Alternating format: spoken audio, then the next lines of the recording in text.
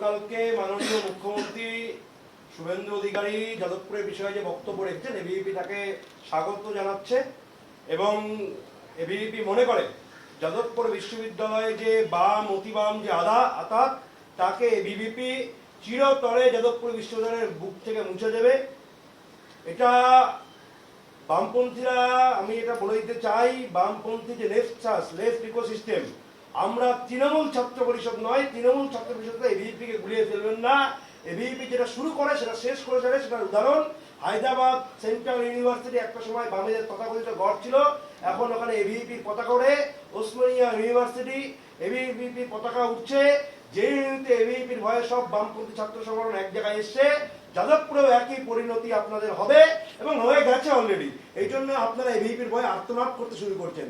এটা আপনাদের শেষ আর্তনাদ, এরপরে আর্তনাদ করার সুযোগ আপনারা পাবেন না। আমরা মনে করি নকশালবাদ দমন করার জন্য যা যা করা দরকার আমরা সমস্তটাই করব। নকশালবাদের সাথে এবিভিপির কোনো আপোষ নয়। গণতান্ত্রিকভাবে যদি কোনো বাম সংগঠন লড়াই করেন, ওয়েলকাম, আমরা তাকে স্বাগত জানাচ্ছি।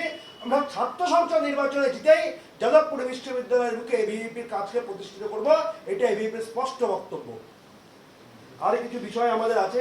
আর একটা বিষয়, উপাচার্য তদন্ত কমিটি। উপাচার্য তদন্ত কমিটি নিরপেক্ষতা নিয়ে আমরা উদ্বেগ প্রকাশ করছি। অনেক কিছু পরিচিত চরিত্র আছেন যাদের নিরপেক্ষতা নিয়ে আমাদের সন্দেহ আছে এবং সম্ভবত একজন পদত্যাগও করেছেন। আমরা সেই নিরপেক্ষতা নিয়ে এবিভিপি উদ্বেগ প্রকাশ করছে এবং কিছু ভিডিও, ছবি, সিসিটিভি ফুটেজ এসছে। যাদবপুর বিশ্ববিদ্যালয়ের সিসিটিভি ফুটেজ কি করে একটি মিডিয়ার হাতে, বিশেষ মিডিয়ার হাতে গেল, সেটারও এবিভিপির প্রশ্ন আছে এবং উদ্বেগ প্রকাশ করছে। পুলিশের কাছে আমরা তার তদন্তের দাবি জানাচ্ছি, কি করে বিশ্ববিদ্যালয়ের অভ্যন্তরীণ ফুটেজ বাইরে লিক হচ্ছে। এবং ফলক ভাঙা ঘটনায় আমরা স্পষ্ট বলছি, রাজেশ্বর সিনহা অধ্যাপক, তিনি অভিযুক্ত, তার বিরুদ্ধে থানায় থানায় এফআইআর হবে। রাজ্যের সমস্ত থানায় এবিভিপি তার বিরুদ্ধে এফআইআর করার ঘোষণা করছে। সাধারণ মানুষ প্রতিটি থানায় তার বিরুদ্ধে এফআইআর করবেন, কারণ যতক্ষণ ওখানে সাধারণ মানুষ ছিল, সমস্ত রাজ্যের মিডিয়া, দেশের প্রমুখ মিডিয়া, সমস্ত মিডিয়া চ্যানেল ছিল, কারো সামনে কারো ফুটেজ নেই। আমরা বলছি যদি ফুটেজ থাকে প্রকাশ্যে আসুক। যদি এবিভিপি কেউ এই ঘটনার সাথে অভিযুক্ত থাকে, আমরা সাথে তাকে বহিষ্কার করব এবং পুলিশের হাতে তাকে উপযুক্ত ব্যবস্থা করানোর দাবি জানাচ্ছি এবং বলছি যেই অভিযুক্ত তার উচ্চ পর্যায়ে তদন্ত। এবিভিপি বলছে নকশালীদের বুকের পাটা নেই বলার, আমরা বলছি উচ্চ পর্যায়ে তদন্ত। এতগুলো মিডিয়ার ক্যামেরা এড়িয়ে কি করে ফলক ওখানে ভাঙলো? আর ফলক ভাঙলে তো সাবল গাইতে লাগে, লোহা তো হাত দিয়ে টাচ করলে ভাঙা যায় না, ভাঙলো কি করে ফলক? এটা রাজেশ্বর সিনহার পরিকল্পিত চক্রান্ত। যেভাবে বিদ্যাসাগরের মূর্তি ভাঙায় আজ অব্দি অভিযুক্ত রাখবে খুঁজে পাওয়া যায়নি, ভ্যানিশ হয়ে গেল, ঠিক একইভাবে ফলক ভাঙার ঘটনাতে অভিযুক্তরা ভ্যানিশ হয়ে যাবে। এবং ফলক ভাঙার ঘটনায় আমরা রাস্তাতে নেমেছি, আমরা রাজ্যে পাল্টা বিক্ষোভের ডাক দিচ্ছি। ফলক ভাঙায় প্রকৃত দোষীকে বের করতে হবে। এর পাশাপাশি আপনারা ভাঙচুর পতাকা পোড়ানোর কথা বলছেন, আমি আপনাদের একটা ছবি তুলে দেখাচ্ছি।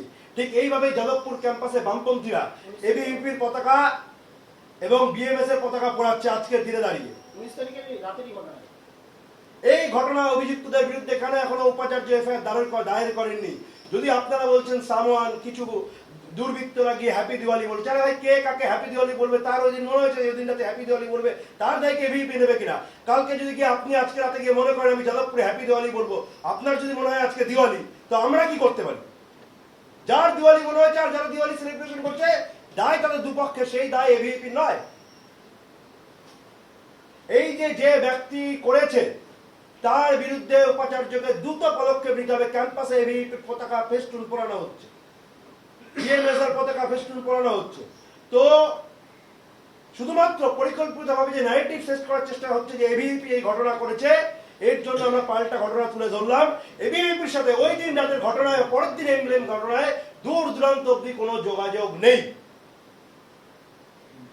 এবং আপনারা ক্যাম্পাসের ভেতরে লং লিভ কিষাণজি, সার্জি নিলামের ছবি তার যে আসছে, এর সাথে আমরা বলছি এর সাথে মাওবাদী, নকশালবাদী আতাত আছে। আমরা এনআইএ তদন্তে যাচ্ছি, কারণ দেশের সুরক্ষার সাথে প্রশ্ন আছে। ক্যাম্পাসের ভেতর কেন সার্জির ইমামের ছবি থাকবে? এর জন্য এনআইএ কে আমরা সুমোটো মামলা দায়ের করে আমরা মুখ্যমন্ত্রীর কাছে আবেদন রাখছি, রাজ্য পুলিশের গোয়েন্দা দপ্তর যাদবপুর ক্যাম্পাসে ঢুকে তদন্ত শুরু করুক। কেন যাদবপুর ক্যাম্পাসের ভেতর দেশ বিরোধী গতিবিধি হবে? কারণ যাদবপুর ক্যাম্পাসের সাধারণ ছাত্রী নিখিল দাস, শুভজিৎ ঝার গবেষক ছাত্ররা এবিভিপির সাথে যারা দেশ বিরোধী এবং কিছু বামপন্থী যারা দেহ ত্যাগ না করলে যাদবপুর ত্যাগ করে না। তারা কেন ক্যাম্পাসে ভেতরে ঢুকছে? 21 তারিখ বিকেলে পরীক্ষা বন্ধ করে জুটার মদতে পরীক্ষা বন্ধ হয়ে গেল, করে হাজার হাজার বহিরাগত যাদবপুর ক্যাম্পাসে ঢুকলো এবং ঢুকে সেখান থেকে মিছিল বের করলো। এই যে বহিরাগতরা ঢুকলো তার সিসিটিভি ফুটেজ প্রকাশ করুক। এবং একটি বাজারি পত্রিকা, সরি টু সে, তারা গেরুয়া গুন্ডামি লিখেছে, তারা গেরুয়া পতাকার মাহাত্ম জানে না, কারা এর পেছনে আছে, কারা গেরুয়া গুন্ডামি লিখেছে আমরা প্রত্যেকটা আমরা জানি।